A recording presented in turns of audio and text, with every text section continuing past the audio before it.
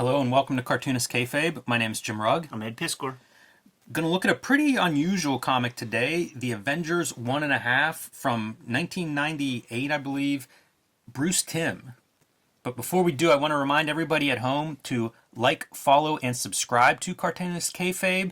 Subscribing will help you offset the kayfabe effect. You'll be notified whenever a new video is posted right away. It'll give you a little leg up if you decide you want to track down whatever comic we are showing off before everybody else gets to it. So be sure and hit that subscribe button under the video.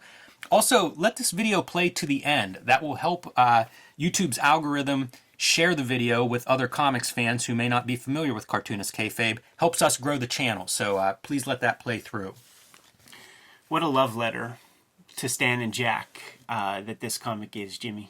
It's a really, it's an interesting comic. BRUCE TIMM doesn't do a ton of stuff for Marvel Comics, so pretty cool to see him show up with the A-listers, so to speak. So definitely, as you say, a love letter to that Silver Age origins of the Avengers, and some cool Easter eggs throughout this. And I say dive in unless you have anything on the cover there you want to point out. They get a lot right with this stuff. So like the thick dialogue bubble, that would have been a consequence of like Sam Rosen having to do it on a separate piece of paper, and then you cut it out, and it's hard to cut out like that thin line. So you would cut that bold one out and paste it up. But clearly computer lettering. Yes. But they chose the right fonts. Yeah, it looks pretty good. It's a little bit unbalanced. I'm surprised. Like, I think of BRUCE TIMM as, great designer. Surprised they didn't figure out a composition that would allow a little more balance in how this is laid out. But truthfully, that's the way those covers worked back in the day. They were pretty, like, with the Stan would just fit words wherever there was like the least little bit of space, man. Yeah, that part's true. Even like little throwbacks. Details like your corner box, I feel like that feels like that old style corner box. Yeah, and that looks like Kirby. Like, I don't know that that's even BRUCE TIMM. That's possible. I like that Iron Man design a lot. Yeah, like that might be BRUCE TIMM. Pretty cool looking. So yeah, December 1999. I had remembered this a little bit later in the Marvel timeline. Like I was thinking of it almost as like this was one of those early Quesada talent bringing in BRUCE TIMM to do this, but a little bit before that. I'm not sure when they take over at Marvel, but 1999 I think is before that time, so this is just an oddity. It is an oddity, it's a trifle, and it's unfortunate because this beats any Marvel comic that came out this month or this year, probably. And it's because they go back to the formula, and the formula was good, and it was solid, and you could create new readers with that formula because this is tongue-in-cheek kids comics. It right is. Here. By the way, fake ad here, the insult that made a corpse out of Mac, getting bazookaed in the face at the beach, and just like, look at the bloody remains of after the bazooka. So, very bizarre. Gets built up like this 6 years. Takes him 6 years to put on that muscle mass. Pretty funny. Charlie World instead of Charles Atlas. And under the credits, you have Roger Stern filling in for Stan Lee, BRUCE TIMM filling in for Jack Kirby. The gimmick here is that this story is set between issue 1 and 2 of the original Avengers comics. Yeah. So you get a lot of those kind of some Easter eggs and some very blatant references to what was going on in the Marvel Universe at that time. Yeah, if you would have made me guess, I would have been like, yeah, Kurt Busiek wrote this thing, man. Roger Stern, interesting choice for something like this. But, yeah, Busiek would have made perfect sense because Untold Tales of Spider-Man, I think, is probably sometime around here, maybe a little bit earlier. Like, it does seem like he would be the guy to go to. And he was known as the guy who had like all those like $50 hardcover Marvel Masterworks and just like read the Pantheon, like right. he knew it all. And this is paced perfectly. I've just for pleasure throughout the week, like I've been reading Stan and Jack comics and having just like a ball reading that stuff, and it's paced perfectly where you have these interstitial pieces with the rest of the Marvel, gallery of heroes for a panel or two in other people's books. They also even did some stuff too where like Thor would be a comic character in Fantastic Four and shit like that. So that's on brand here. The one difference between this comic and like the great like Stan and Jack works is that Jack Kirby was very, very, very giving, and not just in terms of creating new characters all the time, but just the imagery, the variety of villains and how the characters interacted in super heroic ways. Jack would just innovated a lot of stuff, and that's just not in this. Mm-hmm. It's like the varnish is all here, totally, like it's unmistakable, but the imagination, and I'm not saying Bruce Timm has to like invent new characters that Marvel exploits, but just the way these characters are used in Jack Kirby comics is just a different level of imagination that's far beyond just like square fingers. Yeah. Yeah, it's an interesting style because there is clearly some attempt at referencing that original style. Big time. So you get like that combination of the Bruce Timm and that animated style he's associated with, but with the Silver Age, Kirby Marvel details. Yeah, it's way closer to Kirby than like the only Bruce Timmisms really are like the girl faces. He draws prettier girls because Kirby's girls are just Cro-Magnon at best. Yeah. I feel like things like that chin, that squared off chin is one of those signs. That's true. And it's funny here because like that face could almost pass for that early Silver Age Kirby, but together you get into the Bruce Timm territory, and then of course I'm influenced by Darwin Cook, who kind of takes that animated style to his level and his style. So you get to see a lot of that. I think as you look at this stylistically, there's a few things that work. These get weird.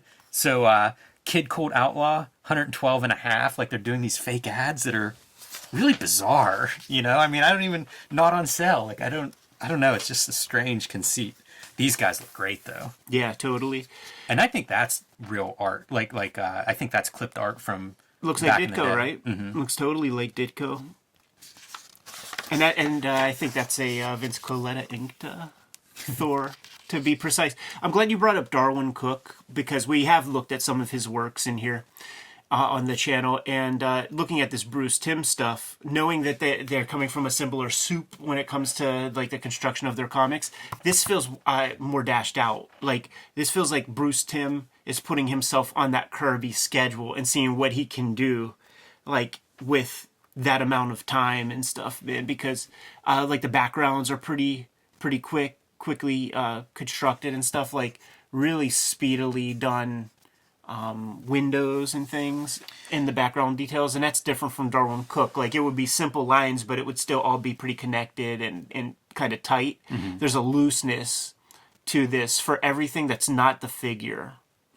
Yeah, I wonder about palettes too, if they're going back to that 64 color palette, because some of this stuff doesn't quite feel like it to me. Yeah, like there's a little bit more subtlety, like some more colors in the crayon box. Yeah, there's something that's just not quite the flavor of if you pulled out Avengers #2 and stuck it next to this. Of course. And I don't know if it's, it could be the paper stock, but yeah, the little tiny details like that, but doesn't diminish my enjoyment of it. Like it really does get a lot of it, most of it right, and does have that kind of tongue-in-cheek storytelling, like it's fun. Page. Yeah, it's a good-looking page. Coming and going. Mm-hmm.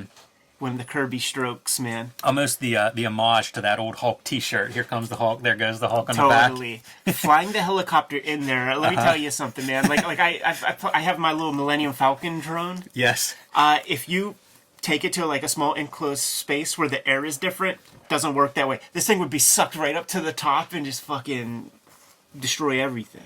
This page disappoints me. It's pretty weak. Yeah. Because Kirby would add like a lot of gimmick to that. Yeah, I'm not sure even like what I would change on it, but something's off. Yeah, you know what is cool though? The scale. Like Kirby would have mixed that up a lot more. There would be way more imagination to that. Think about like the shield helicarrier thing. But the scale is cool. This is also bad. The coloring of the gray hammer on the gray helicopter. Boy, that hammer gets lost. Totally lost. I didn't even see it. Yeah. And it feels like there would have been a way to do it. Like I'm looking at the helicopter spinning, and it's sort of like you could have done something like that with the hammer. Guys like, like Stan Goldberg and stuff, They would just, it wouldn't be naturalistic color or however you call Yeah. it. It would just like this would be pink or so. It would be a pink helicopter. There's got to be a way to make that hammer not be camouflaged with the background. See, now this is what I'm talking about. Like this is Kirby shit. Like where he would just like introduce these problems with the characters and they would be these very visually appealing things. So there's some of it, but it's just, it is missing. This is a great panel. Wasp in a hand. Yeah. You know, anything that's like the giant or the tiny, I feel like is always really cool, and a hand, pretty good for that. Such a great drawer. Just like totally getting like the cylinders and stuff of these figures. You know what's funny? We read multiple stories this week, and I believe this is an imposter, right? This is like a Doctor Doom imposter, Right. for the officials. That's in the other superhero comic we read this week, and it blurs my brain where I'm like, wait a minute, is this the plot point from this?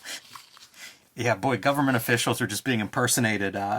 Pretty easy to impersonate them, apparently, in these comics. Boy, the Iron Man yellow suit's really cool. Yeah. I feel like he has a good, you know, the Iron Man suit is good yellow and red, but this is such a tank. It is, yeah. This is Kirby's vision, and then the classic yellow and red, that's like the Ditko. Ant-Man was one of my favorite characters as a kid because he was never used, but he was on like the Marvel cards. Yeah. And I just love that idea of like super tiny little guy. Yeah, I have an Ant-Man appearance in Hulk Grand Design. Good. And, you know, and you try to figure out, like, how do you maximize showing him as very small or you know, like Giant Man very big. This is so funny because it's the same deal where it's like the human mask is over a ridiculous mask. It's exactly like the other comic we read where it's like the mask is under the human mask. It just doesn't make sense. With a hood. But you know what? That's perfect for this kind of comic. It is. Like, It is. like it totally, like, it's how it should be. Like, I buy it all. Yeah. I even like the Monitor being like how he reveals himself. That feels like a 60s kind of Straight gimmick. up Atomic Age. Uh-huh. Yeah, they finally got it right too. You know, like everything's on a screen now. Yeah. But it took a while. It took a while for that to come out. And then in the middle of it, inexplicably, the world's dullest comic. It really shows you, man, like where comics was at, you know? I kind of want to see this as like, you know how you figure out value is you just desaturate it? Like, let's see this in black and white. Is it just flat gray? Yeah, you know it. It's so... You know it. I don't know how to respond to that. Yeah. And they get like 8 pages. Cartoonist Kayfabe is Ed Piskor and Jim Rugg, 2 working cartoonists. The best way to support Cartoonist Kayfabe is to buy the books that we make. And here's what's available from Ed Piskor. WYSIWYG, Portrait of a Serial Hacker, is about the history of computer hacking. X-Men Grand Design, the beginning of the Grand Design franchise, starts with X-Men. This is a complete retelling of the history of X-Men. The first 30 years is one epic continuous story across 3 volumes or in one giant oversized volume if you can find that one. Seems like it's constantly out of print, but a beautiful volume if you can find it. Hip Hop Family Tree. This is a history of hip hop. As the title suggests, 4 oversized volumes, treasury-sized editions, telling the history of hip-hop through comics. And your current book, Red Room, The Antisocial Network, available now in print wherever books are sold. This is a collection of the first season of Red Room comics, collecting 4 issues, beautifully reproduced with some great bonus material here in the back of the book. And starting in March, the next season, Red Room trigger warnings will be coming to comic book stores. This is the cover to look for. And due to some issues at the distribution level, this may be the rarest of Red Room comics. So look for this one in March. And here are the covers to keep your eyes peeled for. That's your main cover. This is a variant by Ed Piskor, a variant by Peach Momoko, and a variant by yours truly. These will be in comic shops March 9th. The books of mine that are available right now, The Plain Janes, the first American young adult graphic novel, 500 pages of a bunch of high school girls who get together and start doing art around their community, a la Banksy, and get in all sorts of trouble from teachers to the local police and, of course, parents and some of their fellow students. 500 pages, perfect for the young adult reader or young artist in your life. Street Angel, Deadliest Girl Alive. This is my collection of Street Angel comics published by Image Comics. 8 complete full-color stories featuring the Deadliest Girl Alive, the Princess of Poverty, The Homeless Ninja on a Skateboard. And coming in March, Cartoonist Kayfabe month, by the way, everyone, is my next project, Hulk Grand Design, with variant covers by Peach Momoko, Marcos Martin, Cartoonist Kayfabe's own Ed Piskor, and Hulk Grand Design Madness coming in April, covered by Jeff Darrow on that one. And you can see the main covers here in the background. This is a retelling of the history of the Incredible Hulk, celebrating 60 years of Incredible Hulk history and comic books, 500 issues, 10,000 plus pages, distilled down into 2 oversized, action-packed issues, perfect for the longtime Hulk fan or the first-time comics reader. And now back to our regular scheduled programming. I was trying to figure out if these were real. Like, could you have ordered these in 1999, like replicas of some of the original T-shirts? That's graffiti design. It seems, seems legit, and they're like $20 each. So, I always loved this. Is one of my favorite Kirby X-Men pieces. Was for the shirt. And yeah, this that's stuff, a really good one. And this stuff was like, at least this design that was drawn for the shirt. Like, it wasn't taken from a comic or anything. I think that might be a Wally Wood based. Looks like it. Daredevil. Really awesome. Looks like it. There's that. Here comes the Hulk. There goes the Hulk shirt that I was referencing earlier. I usually don't like silkscreen on the back, but that's one where you need it. Yeah, you'll see that. Like, you can Google that shirt and you'll see them pop up on eBay and stuff. Like, they're in a lot of those old comics. That was one they sold quite a few of. Steve Rude. Yeah, that's what I was gonna say. Steve Rude doing this series. Boy, they look great there, right? Oh, he's good. That classic, those classic costumes that was a good design. All right, back to our story after some weird pages, and the Avengers are on the ropes. You know, Doctor Doom's idea is like, let's take them out before they become a real threat. Hank Pym, dude, you put a GI in front of the ant, and you got a new character. Exactly, he's been working on some new stuff, and here he goes. Bruce Timm nails the Giant Man character thing really well. It's two great panels of storytelling. Like, you see him almost like busting at the seams, being inside the joint, and then just boom, stands up, pops the thing like that. Like, that's a Kirbyism, like a cool way of like using the powers. That's the thing when you're doing these comics, you have to figure out cool things to do with these super heroic characters. That's like what Kirby was perfect at. So you have to do your damnedest. Yeah. The Hulk, the way Doom was trying to foil him was it had him in like a frictionless Teflon coated room where the Hulk's just like sliding around everywhere. You see him like shaking off the dizziness, throwing up. That's tasteful. You know, a 1999 comic, usually we're going to see the spew coming out of that. But no, not if it was in the early 60s. You couldn't get away with that back then with the comics code. Some cool Thor imagery as he's trying to ward off whatever these energy ball things are. And bringing Iron Man back to life with a strike of lightning. Give it a little defibrillators, man. A little defibrillators of the gods. I wish this was a bigger panel. Yeah. Because that's some cool shit. I do like the blue color effect in there. And Doctor Doom realizes, like, he's in trouble. I think this is a reference to possibly the Tales to Astonish that we looked at, that Jack Kirby drew of Iron Man versus Namor. That hand with the Iron Man hands in the Kirby pose is really great. And Doctor Doom is fleeing. Sergeant Fury and the Howling Commandos 3.5. Just confusing. Great pinup, though. Old school. Masterwork. The BT signature. I think this is a reference to an earlier Hulk, like one of the corner box Hulks. A little bit updated for Bruce Timm, but I feel like that's a pose that's pretty famous. Good Hulk here. You know, the other thing Bruce Timm was doing around this time, maybe a couple years later, was that Fantastic Four, that weird like maxi series. Tom Scioli was on there, Eric Larson. That's an interesting book, worth pulling out. Maybe Bruce Timm inked Tom. Like, next time we have Tom in the house, like, we have to pull out those Tom pages, and because he learned stuff. From Bruce Timm, he said, like with what he put down in pencil and what Bruce Timm chose to ink, like it informed his future Kirbyisms. I can't believe I've never had that conversation with him. Yeah, I'd love to get into that a little bit. And Hulk finally gets his hand on Doctor Doom, rips his head off. It's a robot, Doctor Doom. Always is, man. Like, yeah, it is. You can't do it. Like, at a certain point, it's like, just don't even use Doctor Doom anymore. Like, it makes kids nuts. Yeah, it's this is the dusty finish. And it's so frustrating. It's the catch string theory, man. Like, you dangle the string to at least where the kid could get to it. All right, so Doom is gone or a robot or whatever, and his ship is going down, and these heroes are now in trouble. Got to find a way out of the ship. There's one escape pod, not big enough for everybody. Hulk throws the human in there and hits eject, which pisses everybody off because they're like, you could have also got Wasp and Ant-Man in there, you dummy. Right. Which is in line with those early Avengers. They did not like Hulk, even though he was part of the team for an issue or two. Yeah, seemed like an odd man out. Seemed like a guy who wouldn't like listen to orders. I wonder if they just like copied these letters because they're so good. There's a good. few of these throughout the issue, but they feel like pretty authentic to those old Silver Age Marvels. Love this little stuff right there.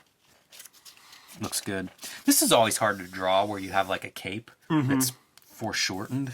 Foreshortened Not cape. easy. It would take up real estate that needs to be served better with other characters and stuff. Like he figured it out.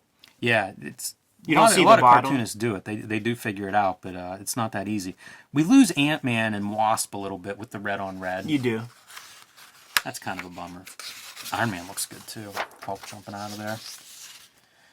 And yeah, that's it. Fortunately, Doom's gigantic flying fortress crashes into the ocean, not hurting anybody. And there we go. Yeah, man. But you can't sleep on the letters column because it's the letters from people are all the people you would expect to have letters. So it's like Ty Templeton. He was doing like the Batman Adventures comics and stuff, working in that kind of style, known for having that kind of energy. Like there was the Mad Dog comic where that required like the old school drawing. Like he did the old school drawing stuff when you flip it and there's like the Jim Lee looking shit. Kurt Busiek, age 2. Wrote a lot of letters. Yeah. You can find his letters definitely in those old back issues. Bert Kusiak, 33. Maybe a little bit more in line with Busiek's very wordy lettering there. Mark Waid. Yeah, pretty fun.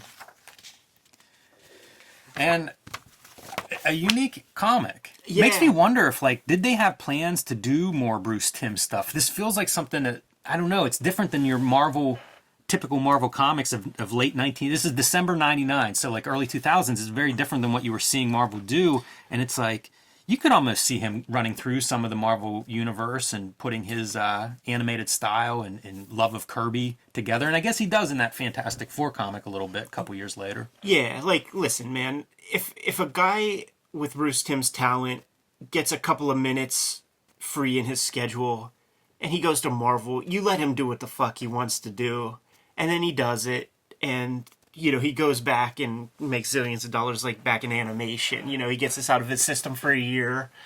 Maybe he'll come back and do a Batman thing or something. This is right when I start making comics. The end of 1999. I know I bought this at Phantom of the Attic. I was probably meeting Lex there weekly, New Comics Day, but before you had entered before we had actually met. Yeah, shit, I was in 11th grade, man. Because, it's still a few years before I get to Street Angel, but definitely pulled this one out of Phantom as, like, that's the interesting comic that came out that week. And before this, there was that Untold Tales of Spider-Man with, like, Mike Allred. We did a video on that one. Yes. That's about the same time. These comics, it's just, they were considered trifles, just like little jerk-offs in that, they're not a part of canon or anything like this. They're this, like, offshoot, like, special thing. But they were always better than, but the people at Marvel, they just never learned from that. They're still putting out their same typical garbage.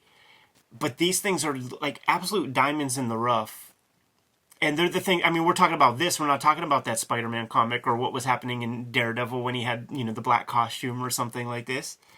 It's just unfortunate, like maybe, sales, like this didn't goose sales in a way to keep that kind of thing going. That could be, late 99, not a good, really bottom of the barrel for sales in that late 90s, early 2000s. And maybe that was it too, maybe it didn't have much impact. But that whole thing of like what they were trying to do, the way that they were trying to, goose the numbers, then it was repeating the same stuff, hoping for different results. Like maybe switch it up a little bit. And they tried, they went from like that black costume Daredevil to like the Carrie Nord, Carl Kessel thing that was like, he's going to be fun again, like they tried. I would love to know like what other Marvel comics I bought like in the 3 months around this issue. I may not have bought another Marvel comic in late '99, early 2000. I was completely out. You know, like Preacher. I was following Garth Ennis and Steve Dillon, so like my last stuff on my pull list was Preacher comics, and then when they go to Marvel and do Punisher, it goes to Punisher, and I just keep it on my pull list like for the tenure of Garth Ennis's run. That's the last of it. From then forward, like I'm just filling in my gaps in my Love and Rockets collections and getting 8-Ball comics and all that kind of, like I'm fully done with this garbage. Yeah. It's over. And what am I reading right now for pleasure? Like I'm reading Stan and Jack, Essentials, you know, and having so much more fun than I would with any of this kind of the stuff that was in canon that was part of Daredevil 400 or Captain America 550 or whatever. Like these little bits, man, they're the gems of that era for sure. Are you pretty good? I'm good, man. Let me recommend a video then to everybody watching this. Batman, the animated Batman book. Yes. We cover that. It shows off a lot of great Bruce Timm art and a lot of other great artists' art that were part of that book. One of my favorite comics. Man, I don't know when that was published, but it makes me think that might have been a late 90s kind of publication around that time. So, yeah, if you want to see more Bruce Timm, check out the Batman animated book that we have a video of on this channel. For sure. Kayfabers, like, follow, subscribe to the YouTube channel, hit the bell, notify you when new vids are available. What's out there, Jimmy? Hulk Grand Design coming to your local comic shop in March. Tell your local comic shop to reserve a copy for you. Tell them which cover you want. There's some really good ones to choose from. And you can join me on patreon.com/JimRugg, where you can see how I made Hulk Grand Design along with how I make all the comics that I've made. Red Room trigger warnings beginning in March. It's going to be coming out pretty soon as of this recording. Murder on the Dark Web for Fun and Profit is the name of the game in Red Room Comics. It's going to be monthly, every issue completely self-contained. You can read these comics today on my Patreon for $3. I have an entire archive, more than 200 pages worth of stuff up there as we speak. You can get to these links in my link tree in the description below this video. What else do we have out there, Jim? Subscribe to the Cartoonist Kayfabe e-newsletter at the links below this video. You can also find Cartoonist Kayfabe t-shirts and merchandise at the links below this video. It's another great way to support the Cartoonist Kayfabe channel. Jimmy, given those marching orders, will be on our way. Read more comics.